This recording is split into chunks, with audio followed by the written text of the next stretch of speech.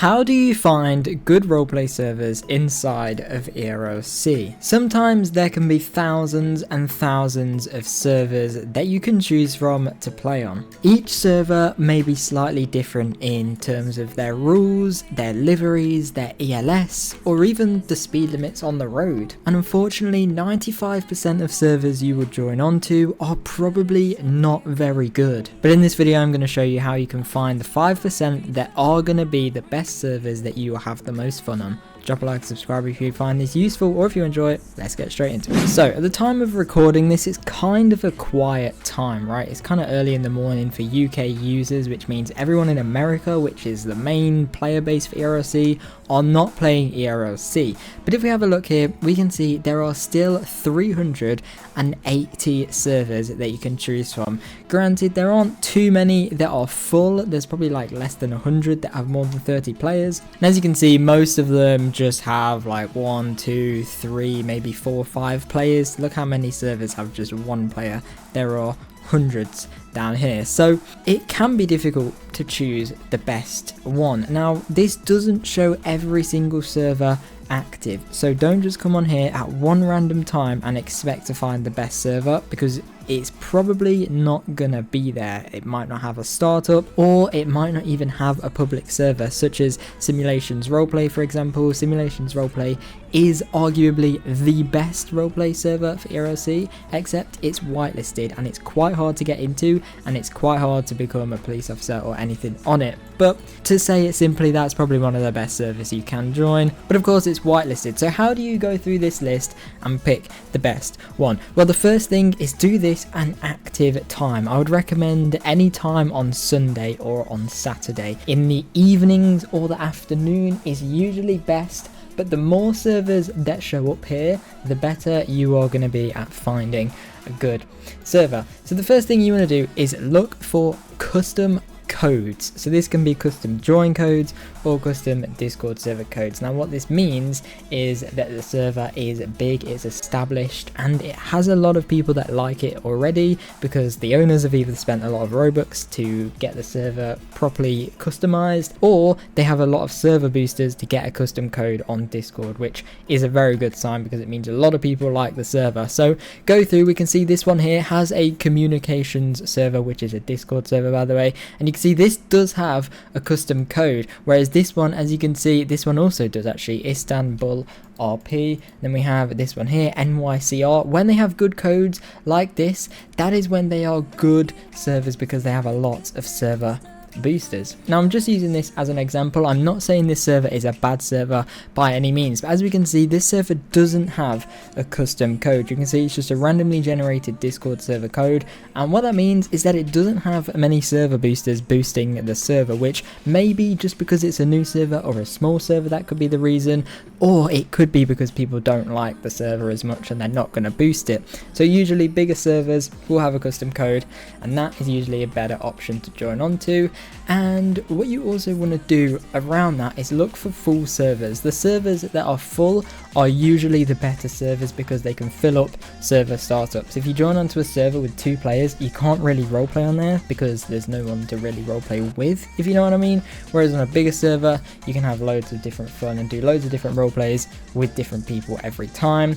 And if you continuously see the same server appearing, then that is a good sign. For example, if you check this on Monday and this British London City roleplay server is here, and then you check it on Wednesday and it's also at the top with 40 players, that is a very good sign. It means it's a very active server, and that's what you want. So always keep an eye out for that as well. Now the next thing is look at how many server packs they have. So most of the big servers will have all 6, as you can see. All 6 is fine. If they have 5, that is also good, but if they have any less than 5, then ideally that is not good. You can see this one has 4, that's fine. This one doesn't have the API pack, so not really a big issue, although I think this is a training server, so irrelevant. But if you just find one, let's try and find one with a few server packs only. For example, this one here with 2 server packs, custom livery and roleplay pack. This again doesn't mean it's a bad server, but it means it's not custom customized as much, so it's not going to be too different to a public server, and it also means they probably don't have too much moderation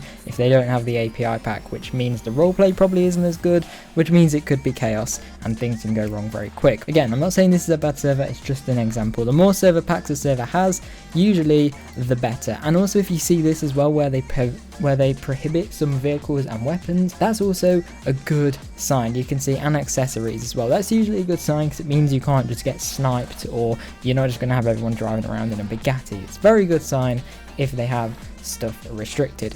But always keep an eye out for the server packs, because especially the custom livery one, if they have the custom livery pack, you know it's going to be different and different to a public server. If they don't have the custom livery pack, then every police car is going to be exactly the same as a public server, which basically makes no difference of being in the private server or a public server.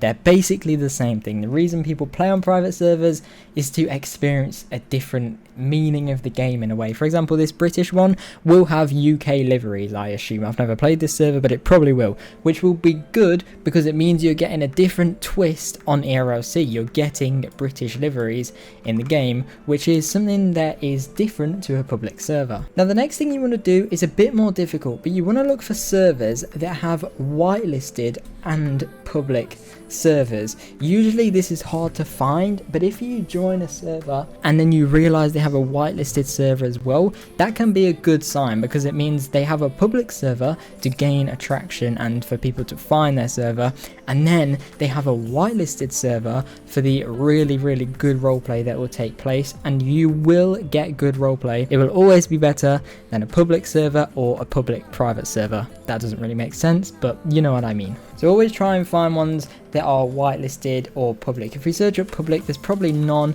with any in their name, there isn't. And if we search up private, there's also none. What about whitelisted? Let's see whitelisted. So we can see this one here, whitelisted, which probably means they have a public one as well. I don't know, that might just not mean anything. But if you find a server that is whitelisted and public, that's a good sign.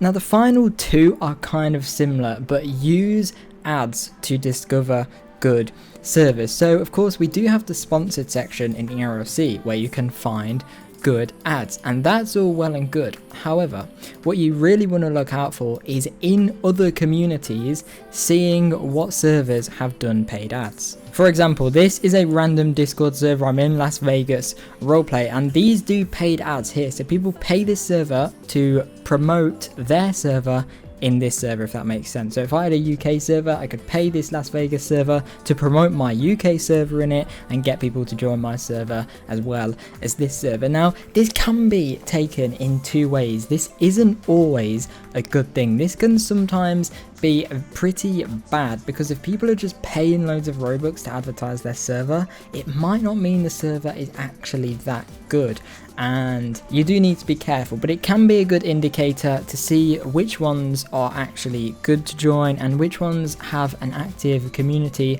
and owners that are willing to put time, money and effort into making their server good. That is usually a good sign, but sometimes they can be a little bit strange, let's say, if you join from a paid ad. So just be careful. But that is my list. I hope this helped you guys out. There were some very useful tips on here in my opinion.